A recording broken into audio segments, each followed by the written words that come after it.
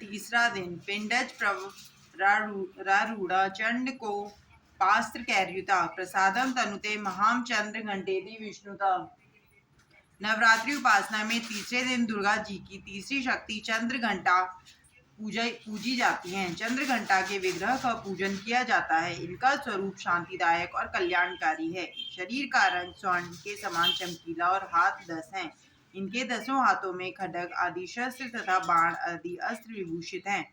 इनका वाहन सिंह है। चंद्र घंटा युद्ध के लिए सदा तैयार रहती हैं। इनकी भयानक चंड ध्वनि से अत्याचारी राक्षस कांपते रहते हैं। नवरात्र की दुर्गा उपासना में तीसरे दिन की पूजा अत्यधिक महत्व की है। इस दिन साधक मणिपुर चक्र में प्रविष्ट होता है। माँ चंद्र घंटा की कृपा से अलौकिक वस्तुओं के दर्शन होते हैं। इन्हीं माता की कृपा से साधक के पाप बाधाएं नष्ट हो जाती हैं। भगवती चंद्र घंटा भक्तों के कष्ट निवारण करती हैं। इनका वाहन सिंह है, अतः इनका उपासक सिंह की तरह पराक्रमी और निर्भय हो जाता है। दुष्टों का दमन करने को तत्पर चंद्र घंटा का स्वरूप आराधक के लिए अत्यंत सौम्य एवं शांतिपूर्ण है। इनकी आराधना से श्रद्धालु भक्तों में निर्भयता के साथ ही सौम्यता एवं विनम्रता का विकास होता है। माँ चंद्र घंटा के भक्त शांति और सुख का अनुभव करते हैं। यदि मन, वचन और कर्म से निश्चित विधि विधान के अनुसार माँ चंद्र घंटा की उपासना की जाए तो इस उपासना से सांसारिक कष्टों से मुक्ति होती है।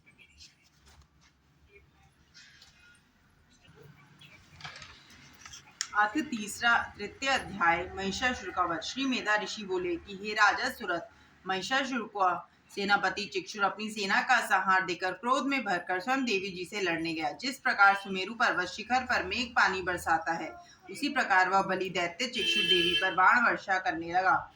परंतु देवी ने उसके कठिन कराल बाणों को एक क्षण के खेल में ही काट दिया और रथ के सारथी को भी घोड़ों के सहित मार दिया। महामाया ने एक ही क्षण में उसके धनुष तथा ऊपर लहराती ध्वजा पताका को भी काटकर गिरा दिया और धनुष हीन चक्षुर के अंगों में अपने तीक्ष्ण बाणों के द्वारा गहरे छेद कर दिए। तब वह दैत्य क्रोध करके धनुष, रथ और सारथियों के नष्ट हो जाने पर ढाल तलवार लेकर देवी जी पर दौड़ पड़ा। अति शीघ्रतापूर्वक चक्षुर ने तेज धार वाली तलवार से शेर के सिर पर भरपूर वार कर दिया और फिर देवी जी के हाथ पर भी प्रहार किया। महर्षि मेधा ने कहा कि हे राजा सुरथ, चिक्षुर का वह खड्ग देवी के हाथ पर लगते ही टूटकर टुकड़े टुकड़े हो गए। तत्पश्चात उसने अत्यंत क्रोध पूर्वक लाल लाल आंखें करके त्रिशूल का वार किया। उस महाबली दैत्य ने सूर्य के तेज वाले शूल को आकाश में पहुंचाकर देवी जी पर छोड़ दिया। महामाया ने चिक्षुर वाले शूल को आकाश से आते हुए देखा तो उसके प्रत्युत्तर में अपने शूल का प्रहार किया, जिससे राक्षस के शूल के सैकड़ों टुकड़े हो गए और वह महादैत्य मारा गया। महिषासुर के उस महापराक्रमी सेनापति चिक्षुर के मारे जाने पर देवताओं को कष्ट देने वाला चामर हाथी पर चढ़कर आया। उसने भी देवी के ऊपर शक्ति का प्रहार किया, किंतु जगदम्बा ने उसे अपने हुंकार से आहत एवं निष्प्रभ करके पृथ्वी पर गिरा दिया। अपनी शक्ति को टूटकर गिरा हुआ देख चामर अत्यंत क्रोधित हुआ। फिर उसने शूल चलाया, किंतु देवी ने अपने बाणों द्वारा उसे भी काट डाला। इसके बाद देवी का सिंह उछलकर हाथी के मस्तक पर जा चढ़ा और दैत्य के साथ खूब जोर लगाकर बाहु युद्ध करने लगा। वे दोनों लड़ते हुए भूमि पर आ गए और अत्यंत क्रोधित होकर एक दूसरे पर भयंकर प्रहार करने लगे। तत्पश्चात सिंह बड़े वेग से आकाश की ओर उछला और उधर से गिरते समय उसने अपने पंजों के प्रहार से चामर का सिर धड़ से अलग कर दिया। इसी प्रकार उद्गन भी शिला और वृक्ष आदि की मार से युद्ध क्षेत्र में मारा गया। कराल भी दांतों, मुक्कों तथा थप्पड़ों की चोट से धराशायी हो गया। क्रोधित होकर देवी ने गदा के प्रहार से उद्वत का कच्चूमन निकाल दिया। बिंदीपाल से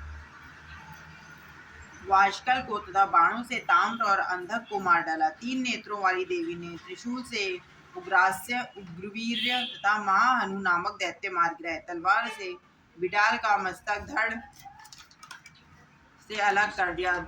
दुर्धर और दुर्मुख नामक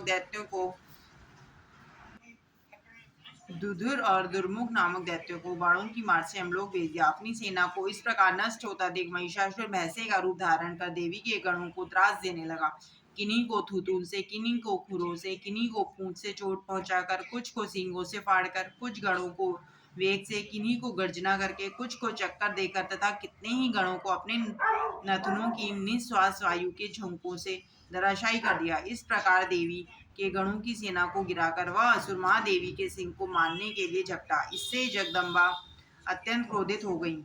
उधर महापराक्रमी महिषासुर भी क्रोध में भरकर अपने खुरों से पृथ्वी को खोदने तथा गर्जना करते हुए अपने सींगों से ऊंचे ऊंचे पर्वतों को उठाकर फेंकने लगा।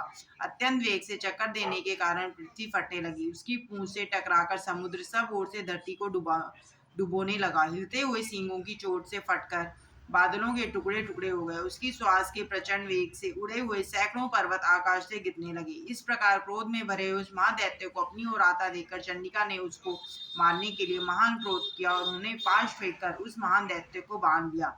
बन जाने पर वह भैंसे का रूप छोड़कर तत्काल सिंह के रूप में प्रकट हो गया। उस अवस्था में जगदम्बा ज्यों ही उसका मस्तक काटने के लिए उद्यत हुई, त्यों ही वह खड़ग हाथ में लिए पुरुष के रूप में दिखाई देने लगा। तब देवी ने शीघ्र ही बाणों की वर्षा करके ढाल और तलवार सहित उस पुरुष को भी बांध लिया।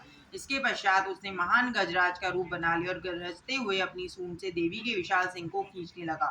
तब देवी ने अपनी तलवार से उसकी सूंड काट डाली। इसके पश्चात वह महादैत्य पुनः भैंसे का शरीर धारण करके पहले की ही भांति चराचर तीनों लोकों के प्राणियों को व्याकुल करने लगा। तब क्रोध में भरी हुई जगदम्बा चंडिका बारंबार उत्तम मधु का पान करने और लाल लाल नेत्र करके हंसने लगी। उधर बल और पराक्रम के मत से उन्मत्त हुआ वह राक्षस अपने सींगों से चंडी के ऊपर पर्वतों को फेंकने लगा। उस समय देवी अपने बाणों से असुर द्वारा फेंके हुए पर्वतों को चूर्ण करती हुई बोली। बोलते समय उनका मुख मधु के मत से लाल हो रहा था और वाणी लड़खड़ा रही थी।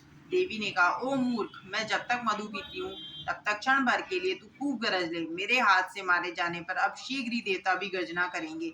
ऋषि कहते हैं। इस प्रकार कहकर देवी उछली और उस महादैत्य के ऊपर चढ़ गई। फिर अपने पैर से दबाकर उन्होंने शूल से उसके कंठ पर प्रहार किया। उनके पैर से दबा होने पर भी महिषासुर अपने मुख से दूसरे रूप में बाहर होने लगा। अभी वह आधे शरीर से ही बाहर निकल पाया था कि देवी ने अपने प्रभाव से उसे रोक दिया। आधा निकला होने पर भी वह महादैत्य देवी से युद्ध करने लगा। तब देवी ने अपनी विशाल तलवार से उसका मस्तक काट दिया। इसके बाद हाहाकार करती हुई दैत्यों की सेना भाग गई और संपूर्ण देवता अत्यंत प्रसन्न होकर दिव्य महर्षियों के साथ दुर्गा देवी की स्तुति करने लगे।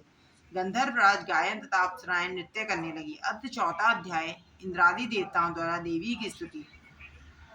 ऋषि कहते हैं, देवी के हाथ से अत्यंत पराक्रमी दुष्ट महिषासुर तथा उसकी दैत्य सेना नष्ट हो जाने पर इंद्र आदि देवता प्रणाम की मुद्रा में गर्दन तथा कंधे झुकाकर उन भगवती दुर्गा की स्तुति करने लगे। उस समय अत्यंत हर्ष के कारण उनके अंगों में रोमांच हो आया था। देवता बोले, संपूर्ण देवताओं की शक्ति का समूह ही जिनका स्वरूप है तथा जिन देवी ने अपनी शक्ति द्वारा संपूर्ण जगत को व्याप्त किया हुआ है, महर्षियों तथा समस्त देवताओं की पूजनीय उन जगदम्बा को हम भक्ति पूर्वक प्रणाम करते हैं। वे हम लोगों का कल्याण करें।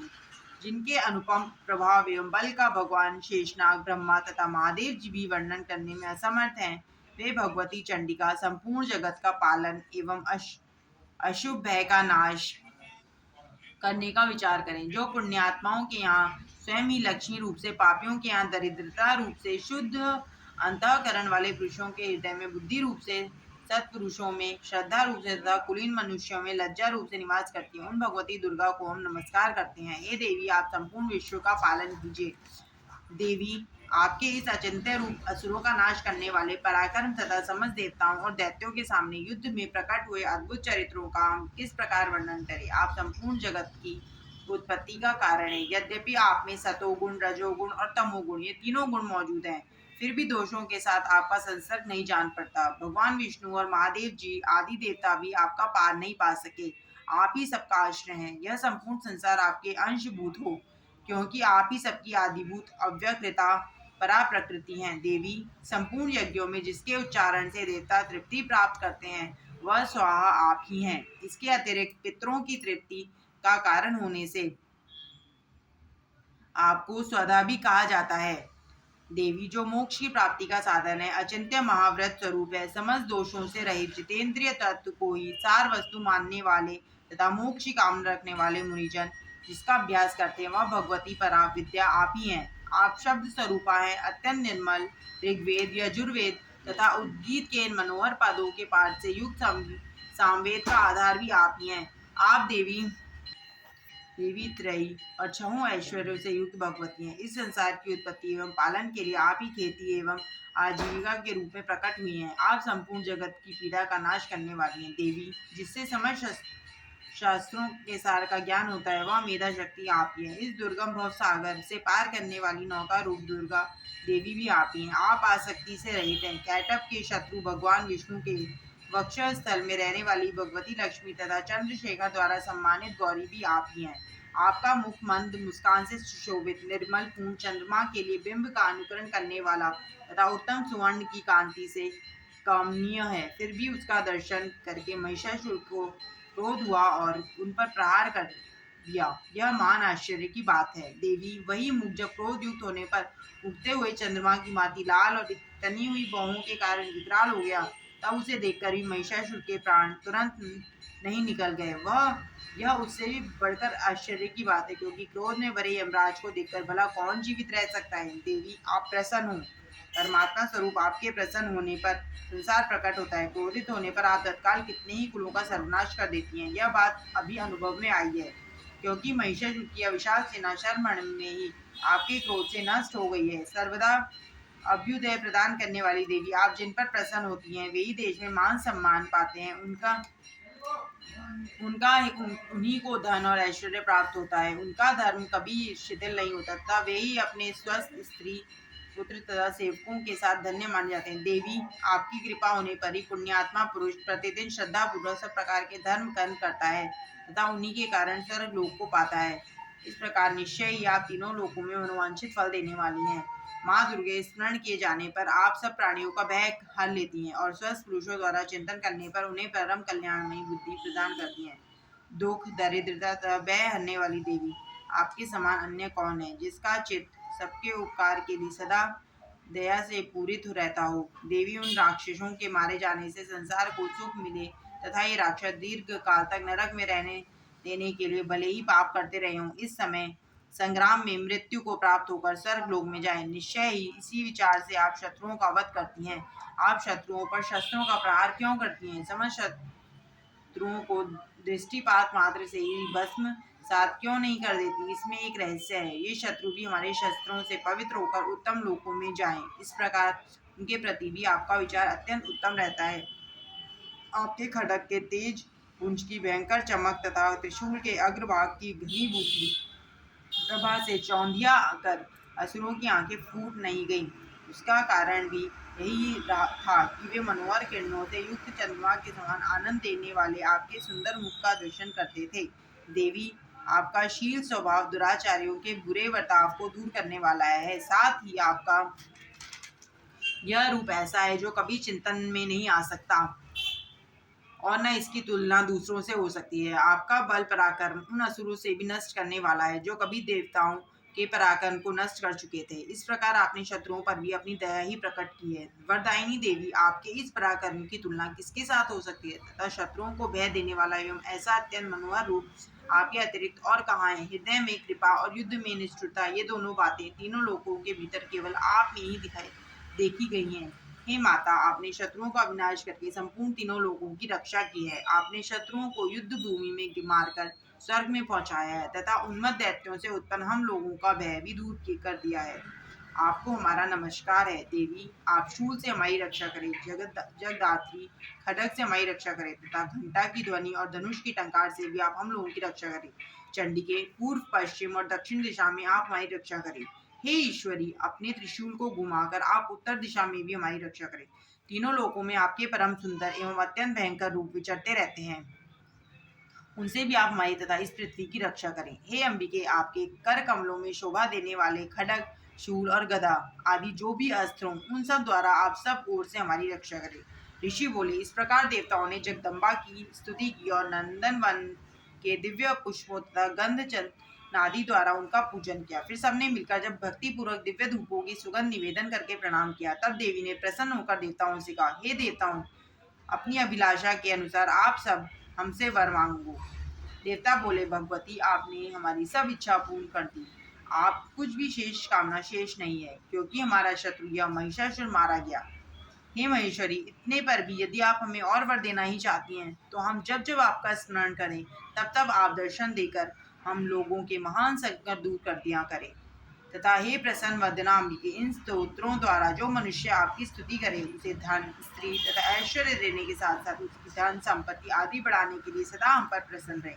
ऋषि कहते हैं, हे राजन, जब देवताओं ने अपने तथा संसार के कल्याण के लिए भद्रकाली देवी को प्रसन्न किया तब वे तथास्तु कहकर वहीं अंतर ध्यान हो गई। हे भूपाल, इस प्रकार पूर्व काल में तीनों लोगों के हित के लिए देवताओं के शरीरों से देवी जिस प्रकार प्रकट हुई थी वह सब कथा मैंने कह सुनाई।